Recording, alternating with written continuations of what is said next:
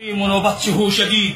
خلق الجنة لمن أطاعه والنار لمن عصاه من العبيد. احمده حمدا يليق بجلاله وعظيم ملك سلطانه، وأصلي على محمد وآله وأنصاره صلاة دائمة تحولنا بدار القرار في جواره. الحمد لله المبدي والمعيد، العزيز الغفار، الواحد القهار، مكور الليل على النهار، عالم الخفايات والأسرار. وأصلي على الرسول المختار وعلى آله وصحبه من المهاجرين والأنصار صلاة دائمة تحولنا بدار القرار في جواره. يا أيها الذين آمنوا قوا أنفسكم وأهليكم نارا وقودها الناس والحجارة، عليها ملائكة غلاظ شداد لا يعصون الله ما أمرهم ويفعلون ما يؤمرون. عباد الله، أقف إياكم في هذه الساعة وفي هذه اللحظات للخروج الذي ليس بعده رجوع. يقول أبو نعيم في الحلية: يا ابن آدم أيها الإنسان، خرجت من ظهر إلى بطن، ثم من بطن إلى ظهر، ثم من ظهر إلى بطن، ثم من بطن إلى ظهر، ثم من ظهر بعد ذلك في بطن. أي خرجت يا مسكين من بطن أبيك إلى من ظهر أبيك إلى بطن أمك، ثم تخرج من بطن الأم على ظهر الأرض. أنت الآن يا من تتجرأ في معاصي جبار السماوات والأراضين في هذه الدنيا الدنية الجيفة الميتة التي شغلتنا بتربية أولادها وجمع أموالها وغيرها من ملذاتها، ثم تنتقل بعد ذلك من ظهر الأرض في بطنها في القبر في بيت البلا والعفن، بيت الدود والتراب والوحشة والغربة والوحدة. ثم بعد ذلك تخرج من بطن القبر على ظهر عرصات يوم البعث والنشور، تقف بين يدي الله جل وعلا. ثم بعد ذلك إما تستقر في بطن الجنة ونعيمها وحور عينها وأنهارها، وإما تستقر عياذا بالله في بطن النار وجحيمها وسلاسلها وأغلالها وحياتها وعقاربها. أهل النار بين مقطعات النيران ضرب بالمقامع، صرابيلهم من قطران، وتغشى وجوههم النار عياذا بالله من النار. فمنا يا عباد الله، يا معاشر الشباب المؤمن، يا أمة لا إله إلا الله، قولوا لا إله إلا الله تفلحون وتدخلون جنة الله جل وعلا. فمنا من يخرج من هذه الدنيا سعيد فرح، يموت سعيدا فرح، يدخل القبر سعيدا فرح، يبعثه الله من قبره سعيدا فرحا، يمر على الصراط فرحا سعيد، يمر في القنطرة فرحا سعيد، يدخل الجنة فرحا سعيد. ومنا من يخرج تعيس عليه سخط من رب العالمين. نعم، في الصحيحين واسمعوا يا شباب، في الصحيحين من حديث أبي قتادة رضي الله عنه وأرضاه قال: مر بجنازة فقال عليه الصلاة والسلام: مستريح ومستراح منه. قلنا يا رسول الله من هو المستريح ومن هو المستراح منه؟ فقال صلى الله عليه وسلم: المؤمن إذا مات استراح من هم الدنيا وضيقها ونكدها، مقبل على سعادة من رب العالمين.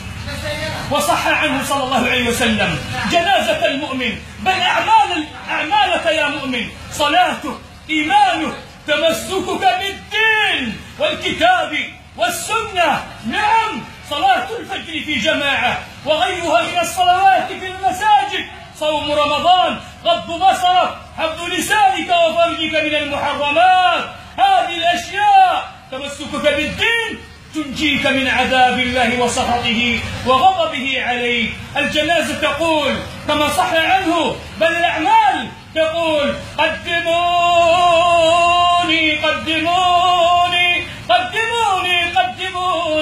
أي اسرعوا بي يا إخواني، يا زملائي، يا أصحابي، أيها المشيعون، يا جيراني، اسرعوا بي، يا مقعده من الجنة. هنيئا لك هذا الفوز العظيم من رب عظيم. وصح عنه صلى الله عليه وسلم: إذا نزل العبد المؤمن في قبره تنزل ملائكة الرحمة، ملائكة تسأله منكر ونكير، يسألانه: من ربه؟ من ربه؟ إذا ثبتت دين الله الآن ثبتك الله يوم البعث والنشور، ثبتك الله عند الموت، وثبتك الله في القبر عند سؤال منكر ونكير. قال الله عز وجل في سورة إبراهيم: يثبت الله الذين آمنوا بالقول الثابت في الحياة الدنيا وفي الآخرة ويضل الله الظالمين ويفعل الله ما يشاء. من ربك؟ تقول: ربي الله، بقوة، بشجاعة، بصدق، بإخلاص، بثبات. ما دينك؟ دين الإسلام. من نبيك؟ محمد عليه الصلاة والسلام. فينادي الله: صدق عبدي فافرشوه من الجنة والبسوه من الجنة وافتحوا له بابا إلى الجنة. فيا شباب الإسلام، وربي سترحل، وربي ستموت، ستموت شئت أم أبيت. هناك الرحلة، هناك رحلة الأبرار، رحلة المصلين الصائمين الساجدين القائمين الحافظين لحدود الله، الذين لا ينتهكون حرمات الله، لا إذا خلوا بمحارم الله لا يتجرؤوا في معصية الجبار جل وعلا. اسمع هذه الكلمات: أناس تحيا وأناس تموت وأناس عن الموت غافلون، أرحام تدفع وأرض تبلع. متى تبيع الدنيا وتشتري الدين وتشتري الدين؟ متى قلبك القاسي يلين بذكر الله وبطاعة الله وبالصلاة وبالصيام والحج والعمرة وبر الأب والأم وصلة الأرحام وتغض مظالم الناس؟ دع الشهادة الزور، دع الزنا وشأنه، دع اللوطية وشأنها، دع اللواط، دع الخمر، دع الغيبة، دع الفجور. وربي ستندم أيها الشاب القوي عندما تقف بين يدي الله جل وعلا ويسألك عن كل صغيرة وكبيرة. اسمعوا يا شباب، من لم يرجعه القرآن والموت لو تناطحت الجبال بين يديه مرتدى بسبب ظلم نفسه وقسوة قلبه ومرض قلبه وغفلة قلبه. ولا تطع من أغفلنا قلبه عن ذكرنا واتبع هواه وكان أمره فرطا. في قلوبهم مرض فزادهم الله مرضا. قل من رب السماوات والأرض؟